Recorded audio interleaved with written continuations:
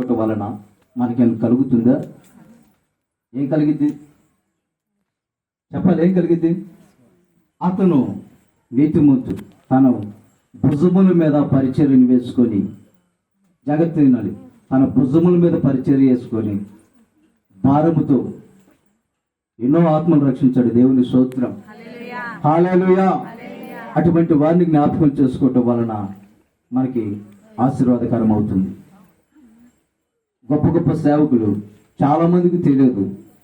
అటువంటి వారిని జ్ఞాపకం చేసుకోవటం వలన మనకి ఆశీర్వాదం కలుగుతుంది. దేవునికి స్తోత్రం, హల్లెలూయా, హల్లెలూయా. నీతిమంతుడిని జ్ఞాపకం చేసుకోవడం అంటే ఆ నీతిమంతుడికి ఉన్న లక్షణము, ఆ బ్రతుకు, ఆ జీవితము ఎలాగుండాలి అని అంటే యేసయ్య జీవించినట్టుగా జీవించాలి. ఎలా జీవించాలి? అవునా కదా? అవునా కాదా? మామూలుగా అనుకుందాం, నా తల్లి ఉందండి. నా తల్లి నా చెల్లికి కానీ నా అక్కని కానీ ఏమంటుంది? మీరు నాలాగా బ్రతకండమ్మా, నేను ఏ ఇంటికి వెళ్ళిన దాన్ని కాదు, కనుక మీరు కూడా ఏ ఇంటికి వెళ్ళొద్దు, ఉన్న దాంట్లోనే చక్కగా సర్దుకుంటూ తిని ప్రశాంతంగా ఉండండి చెప్తుందా లేదా? ప్రతి తల్లి మొట్టమొదటిగా చెప్పే మాటలు ఇవే. ఆడపిల్లలకి ఏం చెప్తారు? ఈ మాటలుగా చెప్పేది. యేసేవుడు అదే మాటలు చెప్పాడు. ఏమని? నన్ను పోలి నడుచుకోండి అన్నాడు. చక్కగా వచ్చి కూర్చుని అందరికీ వందనాలు. నిజముగా నడుచుకుంటున్నామా అంట. నేను నిజముగా నడుచుకుంటున్నామా? అట్లా నడవకపోతే ఎన్ని జ్ఞాపకార్థాల కోరికలు, ఎన్ని కృతజ్ఞత కోరికలు చెప్పుకున్నా ఏ ప్రయోజనం లేదు. ఏ ప్రయోజనము లేదుగా. ఉందంటారా? ఆయనలాగా నడవకుండా ఒకవేళ మనం బ్రతికితే ఏ ఆశీర్వాదమైనా కలుగుతుందా? ఎంత కృతజ్ఞత కలిగినా కలుగుతుందా? హల్లెలూయా, హల్లెలూయా. ఇప్పుడు ఈ నీతిమంతుని జ్ఞాపకం చేసుకుంటున్నాం. ఈ నీతిమంతుని జ్ఞాపకం చేసుకున్నప్పుడు నిజముగా మనలో కూడా నీతి ఉందా? మనలో నీతి ఉందా?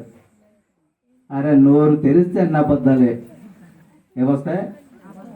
అబ్బా ఎన్ని అబద్ధాలు ఆటంలో బలే ఆడతారు, అతక్కపోతూ ఉంటాయి. దేవుని స్తోత్రం. ఎలాగడతారు? పేరుకి గనేస్తే కసకపోయినట్టుగా మాటలు చక్కగా కసకపోతాయి.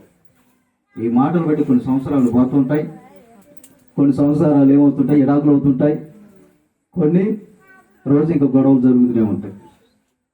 అయితే ఇప్పుడు నీతిమంతుని జ్ఞాపకం చేసుకుంటూ, నీతిమంతుడు మనకి తెలిసిన లెక్కలో అది అన్ని విషయాల్లో అన్ని కోణాలు చూస్తే ఆ నీతిమంతుడికి మొట్టమొదటిగా కనపడేది ఎవరు అంటే యేసయ్య మాత్రమే కనపడతాడు. ఎవరు కనపడతారు?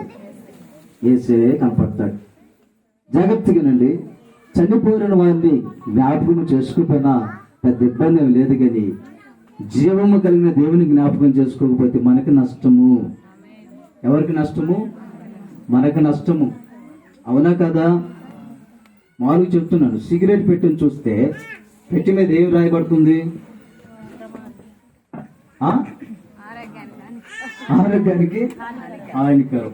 దాన్ని చూస్తూనే తాగుతాడు. ఏం చేస్తుంటాడు? దాన్ని చూస్తూనే తాగుతూ ఉంటాడు. ఇది తాగితే నాకు హానికరం అని తెలుసు, అయినా తాగుతూనే ఉంటాడు. ఇదిగో ఈ జాగ్రత్త చేస్తే నా దేహం వెళ్ళి నరకంలో పడుతుందని తెలుసు, అయినా చేస్తూనే ఉంటాడు. ఇలా చేస్తూ ఉన్నప్పుడు మనం ఎలాగ నీతిమంతులుగా ఉంటాం? యేసయ్య బలను జాగ్రత్తగా రండి. బల్లారథంలో చేయి వేస్తూ ఆయన శరీరము, ఆయన రక్తము తాగుతూ మనలో ఎలాంటి చెడు క్రియలన్నీ మనలో ఉంటే చనిపోయిన వారి కంటే ముందు మనల్ని మనం సరి చేసుకోవాలా లేదా? హల్లెలూయా, హల్లెలూయా. అర్థమవుతుందని నేను చెప్పేది?